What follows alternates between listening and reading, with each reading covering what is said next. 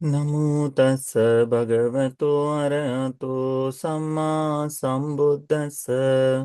नमो तस्स भगवतो अरहतो सम्मा सम्बुद्दस्स। नमो तस्स भगवतो अरहतो सम्मा सम्बुद्दस्स। साधु साधु साधु। पूजनीय कल्याण मित्र गुरु भंते जी को हमारा प्रणाम है। साधु साधु साधु। श्रद्धावान उपासक उपासिकागण, संयुक्त निकाय में निदान संयुक्त का भिक्खु निदान संयुक्त का अंतिम वर्ग भिक्खु संयुक्त में अंतिम से दूसरा सूत्र, सेकंड लास्ट। ओके। महाकप्पिन सूत्र कल सहायक सूत्र के बाद संयुक्त निकाय समाप्त हो जाएगा। तो महाकप्पिन सूत्र का आज अभ्यास करेंगे। यह सूत्र भगवान ने श्रावस्ती में रहते हुए, जब भगवान जेतवन में विराजमान थे, तभी महाकपिन भिक्षु को ध्यान में रखते हुए भिक्षु के सम्मुख इस धर्म का उपदेश किया है। एक समय महाकपिन भंते जी जहाँ भगवान थे वहां आए। अतको आयस्मा महाकपिनो येन भगवा तेनोपसंकमे। महाकपिन भगवान के पास आए। अदस्सा को भगवा आयस्मंतं महाकपिनं दूरतो आगच्छन्तं।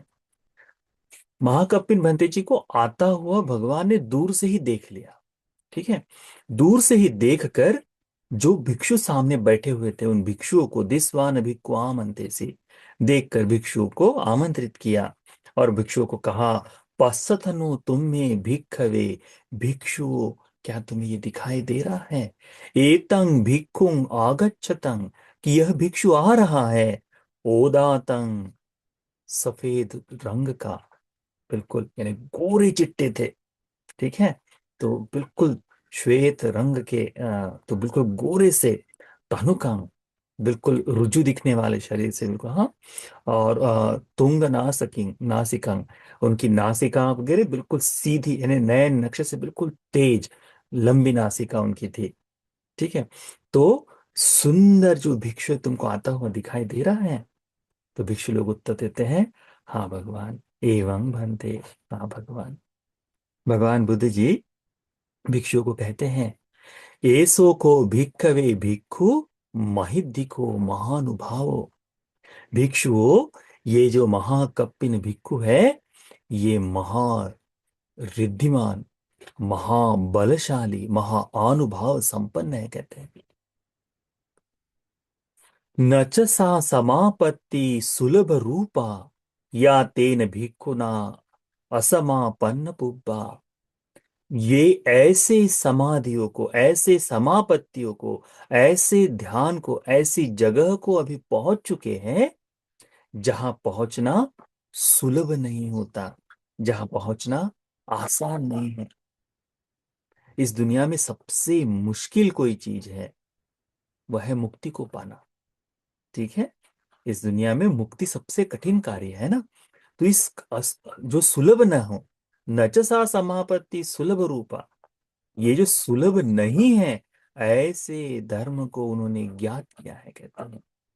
यस्य चत्थाय कुलपुत्ता सम्मदेव अगारस्मानगार्यं पब्बजति। जिसके लिए ये कुलपुत्र श्रद्धा से घर को त्याग कर गृहस्थ जीवन को छोड़ प्रवज्जित हो जाते हैं, तदनुत्तरं ब्रह्मचर्य पर्योसानं, और उसके अनुसार जीवन जीते हुए ब्रह्मचर्य को पूर्ण करके दिठेव धम्मे स्वयं अभिज्ञा सच्चिकत्वा उपसंपज विहरती थी, वे इसी जीवन में मुक्ति के सुख को देखते हुए जीते हुए वह विहार कर रहे करके भगवान बताते हैं। तब ये कहने के पश्चात इदम वोच भगवा इदं वत्वान सुगतो अथा परं एतद वोच सत्ता। ये कहने के पश्चात भगवान ने आगे गाथाओं में भी इस प्रकार से कहा। कितनी अद्भुत बात है ना, कि भगवान सुंदर शरीर को देखते हुए, उनके सफेद रंग को देखते हुए वो भी प्रकट करके बताते हैं। कहते हैं कि महाकपिन भंते जी बड़े श्वेत रंग के, ओदातक, सफेद रंग के हैं, है ना। वो भी बताते हैं। और बताते समय तो उनका ये जो नयन नक्शा है, इसको बताकर भगवान कहते हैं कि इससे भी ज्यादा श्रेष्ठ एक है अलंकार, वो है मुक्ति का। उससे ये संपूर्ण हो चुके हैं कहते हैं। तो भगवान इस बारे में और सुंदर विस्तार करते, कहते हैं भगवान, खत्तियो सेठो जने तस्मिन ये गोत्तपटि सारिनो विद्याचरण संपन्नो सो सेठो देव मनुष्य देव मानुषे। भगवान कहते हैं इस संपूर्ण जन समुदाय में क्षत्रिय जो है वह श्रेष्ठ होता है। जनता के बीच में क्षत्रिय का अर्थ होता है राजा। उस समय में भगवान जो कहते हैं ना कि सारी प्रजा में राजा श्रेष्ठ होता है। ये गोत्रपटि सारिण, जो गोत्र से परिशुद्ध हो जाए, यानी वंश परंपरा से उस पर कोई लांछन ना हो, कोई ना हो, परंपरा से शुद्ध ऐसा राजा सबसे श्रेष्ठ होता है। इसी प्रकार विद्याचरण संपन्न, ये विद्या और आचरण से परिपूर्ण जो है, सो सेठो देव मनुष्य देव मानुषे, जिसकी विद्या और आचरण ये परिपूर्ण हो गए हैं, वह व्यक्ति देव और मनुष्यों में श्रेष्ठ है।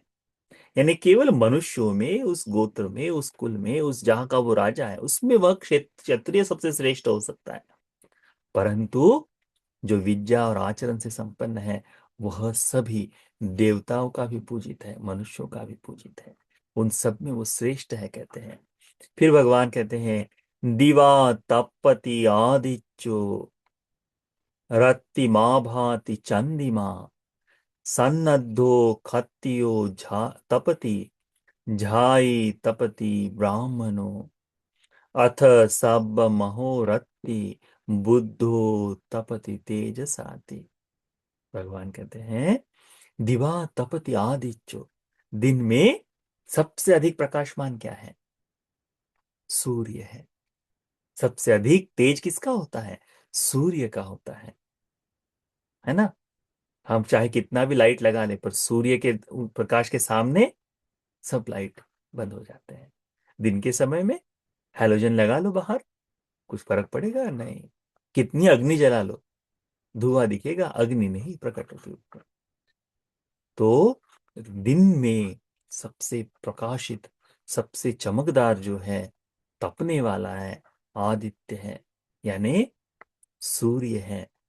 रत्ति माभति चंद्रिमा, रात्रि की आभा में सबसे सुंदर कौन है? सबसे सुंदर आभा किसकी होती है? चंद्रमा की आभा है। चंद्रमा की आभा सुंदर होती है। खैर, अभी हम शहरों में रहते हैं, तो उस तरह से हमको वो आभा देखने का मौका बड़ा कम मिलता है। जो गांव देहात में रहते हैं उनको पूछ के देखो, जहाँ स्ट्रीट लाइट नहीं है, चंद्रमा, पूर्णमासी का चंद्रमा यदि हो, बिल्कुल देखने की जरूरत नहीं, स्ट्रीट लाइट की जरूरत नहीं, और इतना सुंदर लगता है, बहुत ही सुंदर लगता है ना। तो ये जो रात्रि में चंद्रमा की आभा श्रेष्ठ होती है कहते हैं। सन्नद्धो खत्यो तपति, यदि कोई सिपाही हो, यदि कोई क्षत्रिय संपूर्ण क्षत्रिय के आभूषणों से युक्त हो जाए, आभूषण यानी कवच आदि संपूर्ण डालकर, तलवार आदि के साथ, तीर आदि के साथ, तो उस समय की बात है। आज भी देखो, यदि कोई आर्मी का ऑफिसर पूरे उसके पूरे गियर के साथ है ना, पूरा उसका आर्मी का यूनिफॉर्म पहना हुआ है, सारी चीजें पहनी हुई है, देखने में कितना सुंदर लगता है। बाकी सारे फेल है उसके सामने। किसी को देखकर लग सकता है अच्छा ये तो दिखने में है, परंतु उस सैनिक को देखकर मन में कैसा भाव जागता है? श्रद्धा भी जागती है, गौरव जागता है, उसके प्रति सम्मान विश्वास जागता है ना। क्यों? उसका वो तप, उसका वो तेज है। वैसे ही क्षत्रिय के बारे में भगवान इसमें कहते हैं कि सन्नद्धो तपति कत्यो तपति, कि सभी आभूषणों से, सभी अलंकार से, यानी अ, पूरा का पूरा वो कवच पहनकर, चेन मेल पहनकर, है ना, तलवार को हाथ में लिए युद्ध के लिए जाता हुआ क्षत्रिय जिस तरह से सन्नद्ध हो जाए ना, वो सन्नद्ध क्षत्रिय सुंदर लगता है कहते हैं। झाई तपति ब्राह्मणों, ध्यान करता हुआ साधना करता हुआ ब्राह्मण सुंदर दिखता है, वह दिखता है, तेजस्वी दिखता है। वो तपना जो है उसका तेजस्वी की ध्यानी है, तो ब्राह्मण तपते हुए अच्छा लगता है, कहते हैं। अथ सब महोरथी। अब ये सारी चीजें उस समय तक अच्छी लगती है। कौन से समय में? दिन में सूर्य अच्छा लगता है, रात्रि में चंद्रमा अच्छा लगता है, युद्ध के समय अस्त्र शस्त्र से सज्ज क्षत्रिय अच्छा लगता है, ध्यान करता हुआ ब्राह्मण अच्छा लगता है। बाकी मुंह खोलते ही ब्राह्मण अच्छा नहीं लगता, बात करते ही झूठा ही कहेगा, बाकी ऐसी ही बात करेगा। पर ध्यान करता हुआ तपते हुए ब्राह्मण अच्छा लगता है। वैसे ही भगवान कहते हैं ये सारी चीजें समय के अनुसार है, परंतु सब अथ सब महोरथी, सभी रात्रि और दिन में, हर समय बुद्धो तपति तेजसा, बुद्ध का तप है, बुद्ध जो है ना, उनका तेज सबसे अधिक है, कहते हैं, सबसे अधिक है, कहते हैं।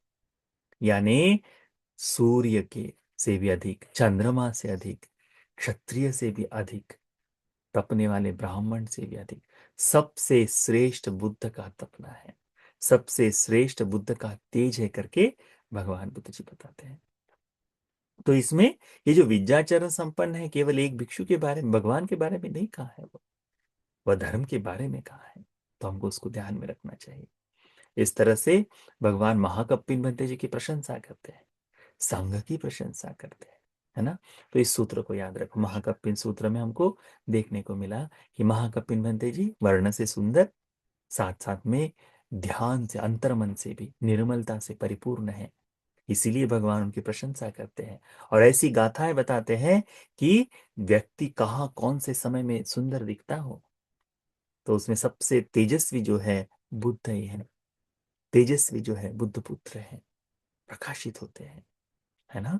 इसीलिए हमें इस सूत्र को अच्छी तरह ध्यान में रखना चाहिए। ये सूत्र हमें भगवान के प्रति श्रद्धा को जगाने के लिए, धर्म के प्रति श्रद्धा को जगाने के लिए, भगवान के इस धर्म को चलने वाले उत्तम आर्य श्रावक के प्रति श्रद्धा जगाने के लिए, निर्वाण के मार्ग पर चलने वाले सभी लोगों को श्रद्धा जगाने के लिए, आप सभी को चार आर्य सत्य के बोध के लिए यह पुण्य उपकारी हो जाए। साथ साथ साथ